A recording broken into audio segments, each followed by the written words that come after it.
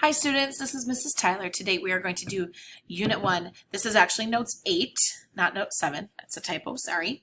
We're talking about citizenship, rights, and responsibilities today. A citizen is a member of a political community with rights and responsibilities. After the Civil War, Congress passed the 14th Amendment, and this is what it says. Anyone born in the United States is a citizen and has constitutional rights. So this was passed after the Civil War to clarify which people are considered citizens of the United States. There are three ways that someone can become a citizen of the U.S. First is by law of the land, second way is by law of blood, and the third way is called naturalization. Let's talk about law of the land. This is the most common form of citizenship. It applies to anyone born in the United States or any of its territories. The District of Columbia, which is also known more frequently as Washington, D.C., Puerto Rico, Guam, the U.S. Virgin Islands, Northern Mariana Islands, and America's Samoa.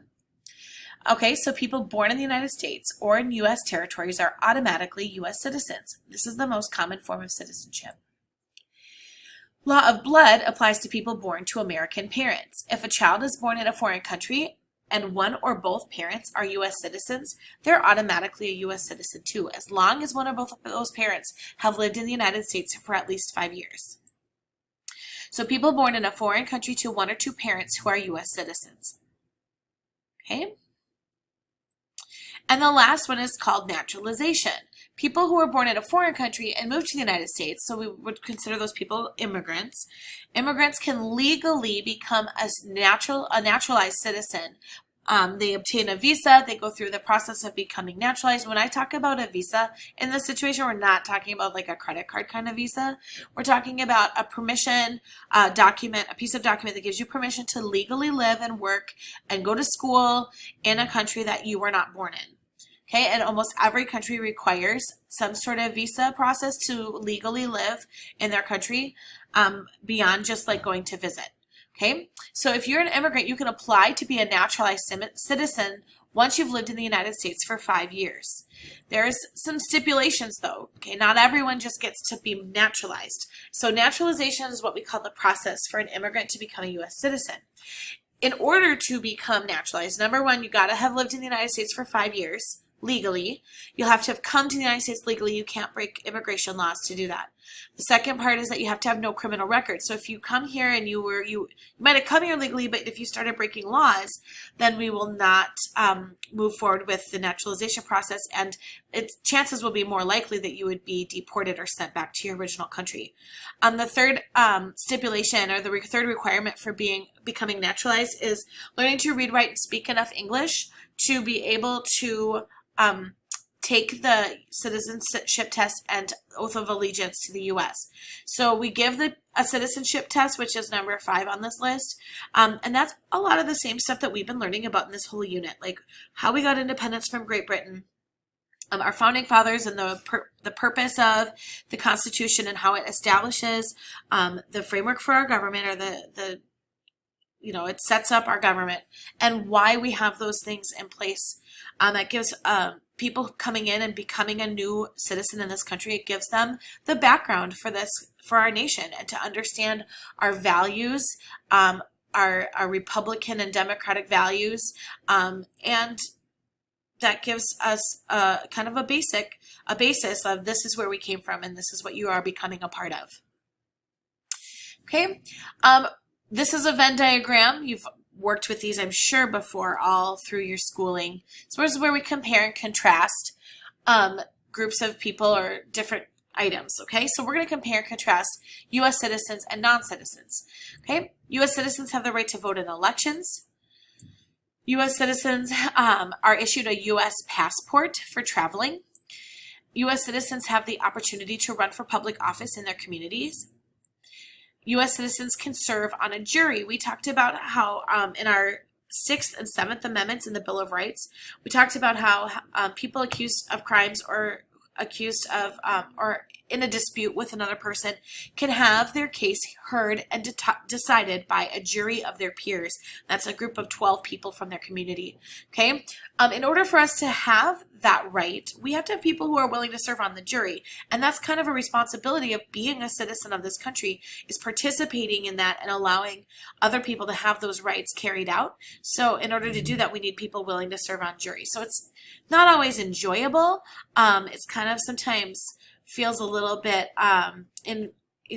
takes up time, and it's kind of, for some people, kind of an annoyance thing, but we value the opportunity to have the jury system in our country and have our cases heard by a jury. So we need people who are willing to be on the jury. Non-citizens can become naturalized by following those requirements that were on the previous page. They can apply for a student or a work visa. This is, again, the proper paperwork to be here legally and living here and studying here and going to school in the United States for that reason. Okay, a non-citizen, if they are caught breaking the laws, they can be sent back to their original country, which is what we call deportation. But both U.S. citizens and non-citizens are required to obey the laws. Both citizens and non-citizens are expected to pay taxes. Both citizens and non-citizens need a passport to travel to foreign countries. Okay? And now let's talk about some of the rights and responsibilities of being a citizen.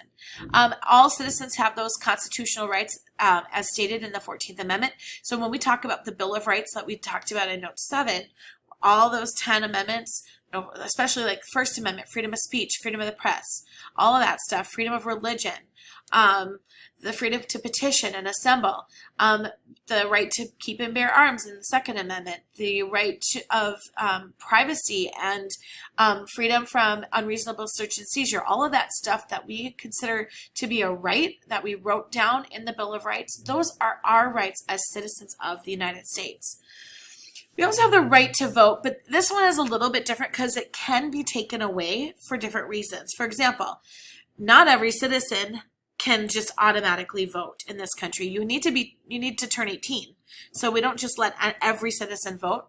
Citizens who have reached an age where they have gone through the education system and gone through an age of maturing to know what their core beliefs are as a human being and the kind of people that they want to vote for, being able to do the right kind of research to know this stuff is really important. So we don't just let anyone vote. But once you turn 18, that is a right that you have as a U.S. citizen. Equality under the law. The 14th Amendment clarifies that the Constitution protects every citizen equally.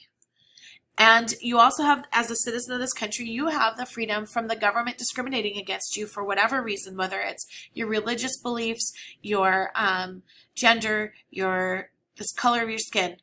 Every citizen has the right to live without the government discriminating against them. Okay, responsibilities of being a citizen, these are really important. In order to be able to practice your right to vote as an adult, you'll need to register to vote. You'll need to do some research and pay attention to who's running.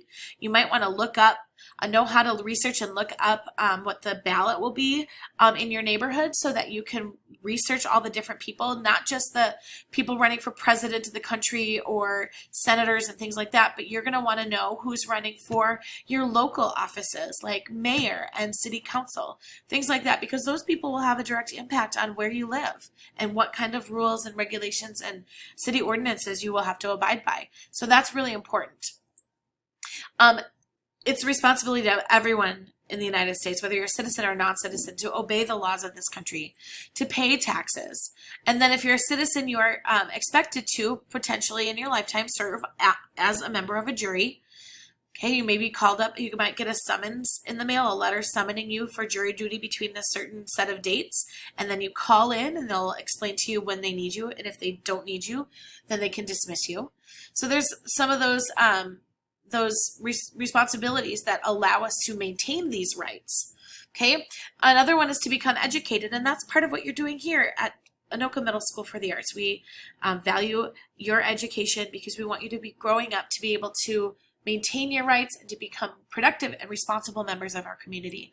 And the last one is to respect the rights of others. So there you go. These are the rights and responsibilities of being a citizen or a non-citizen living in the United States. Thank you for listening. Have a good day.